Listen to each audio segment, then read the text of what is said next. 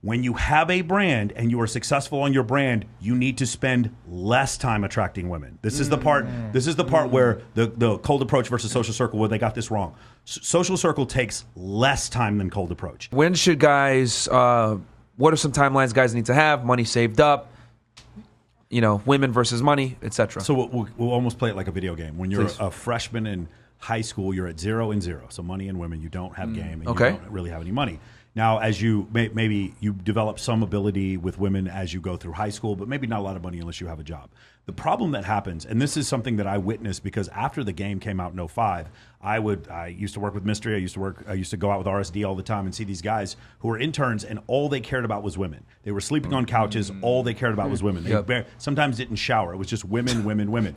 I live here and I meet bartenders who have nothing but debt, or male strippers, and these guys are like what you said, very Chad. And they're extremely good with women, but they're fucking terrible with money. Right. And I have women come on the show all the time because the women here make more money than the men in Vegas because the pool jobs give you like $240 a year. Talk about it. And so what happens is you end up with these men who like don't focus on their money at all. They end up spending 7-8 years as a VIP host making less than $60 grand a year. Okay? Damn. So that's the thing. Sheesh. So now what happens is what you should do is money should get to at least to a level 3. If you want to wait till it's a level 5, let's say 10 is like the top 1% of wage earners with about $500,000 a year. So get up to a 3 or get up to a 5. And then here's the thing: what you don't want is can you tell us what those numbers at 3 and 3 is? 3. So I would say roughly? I would say 3 would be having 150,000. That would be annual. Annual. That okay. would be. But see, the thing is, I don't want to say don't start talking to women before 150. Okay. Maybe there's a book called The Happiness Hypothesis. They postulate about $74,000 is where people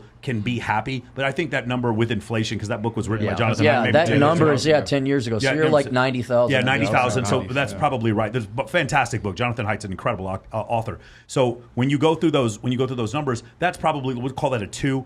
Start at a 2, and then at that point, you need to know something, because what happens is you end up becoming like some of the pilots and the doctors and the real estate developers that end up joining my course, who got married very early, made millions of dollars, and don't know fuck all about women. Yeah. And they are getting stumped. That's also a dangerous place to be. Correct. So what you don't want, so you want money to get to a 3, and then let's go ahead and start bringing girls up to a certain level. But what you don't want is money to get to a 10, and you don't know anything. I have several clients, like, not to be stereotypical, a lot of my Indian clients are like this, very, very wealthy, very successful, and then they're the guys Mark White went to school with. their view, a lot of my German clients are like this. Their views are very, very narrow when it comes to women, and because of that, they're just extremely distrusting, or their views are very binary. And then while it's fine to be super skeptical, you're not good with women when you're super skeptical, right?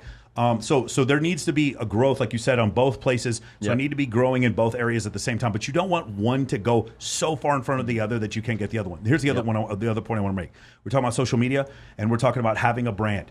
When you have a brand and you are successful on your brand, you need to spend less time attracting women. This is the part. This is the part where the cold approach versus social circle, where they got this wrong. Social circle takes less time than cold approach. When you have a brand and people know who you are, and you're constantly creating a funnel. You guys just interviewed Dan Bilzerian. When you guys are constantly creating, talked about this extensively. Exactly. Yeah. Dan Bilzerian spends less time attracting women and gets more women because he used social media to scale. So you use social media to scale your business, and you use social media to scale your ability to attract women. And then also the pre-selection comes in, right? But by the way, pre-selection works both ways. My friend Steve Demopoulos, one of the top attorneys in the city, he's got billboards all over the city. Yeah, that guy. Yeah, exactly. Okay, you know what I'm talking about. So he's got billboards all over the city, billions collected. So that's pre-selection, but for an attorney.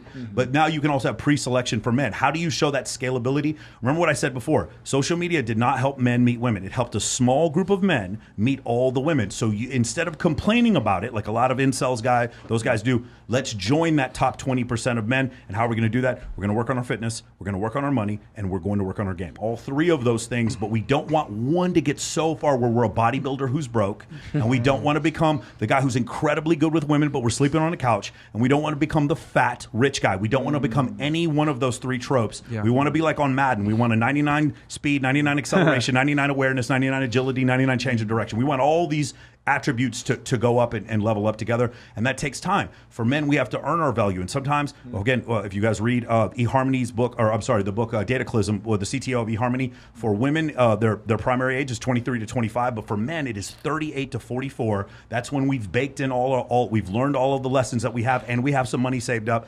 And going back to what you said before, we also have a skill set that we've learned to where if you took all my money away today, I know I could go into high ticket sales, and I know I could teach people how to build sales funnels, and I know I could teach people how to create sales coaching programs. I know those 3 things I could do right now. If you took away all my money and all my clients right now, I know I could do those things, and I could probably do Facebook ads pretty well too.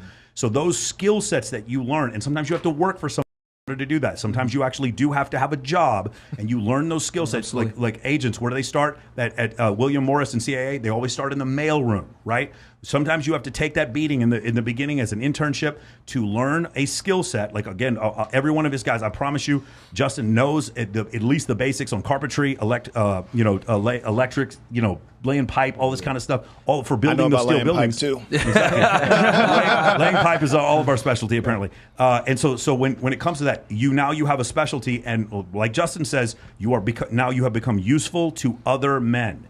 So now that I'm useful to other men, that's almost as important as the wealth itself. If you gave me a choice where I have a job where if I work harder, I make more money, or if you give me $10 million, I'm going to take the job where I own it, right? I'm an entrepreneur. I own 100% of this company, and I know if I work harder, I make more money. Sales is a great example of something like this. I would rather have that than $10 million, and most people don't think that way. The $10 million does not come with a skill set. It comes with inflation. But the skill set beats inflation, and it allows you to be able to make money in any environment. Bam. And one thing I wanted to add was I find people that basically they focus so much on a dollar amount. Like, if I have this, I'm going to be safe or whatever. Like you said, you'll never be safe. But those people are, in my opinion, are just lazy because they think if I get to this place, then I can stop. Yeah. Right. And like we're saying here, right? And like Marquette said very nicely, right? It's just something that we should not stop. We have to keep moving. And you made some really fantastic points that I even want to add to, because you were talking about how when you have this social proof from your business, etc., and the social circle does the work for you,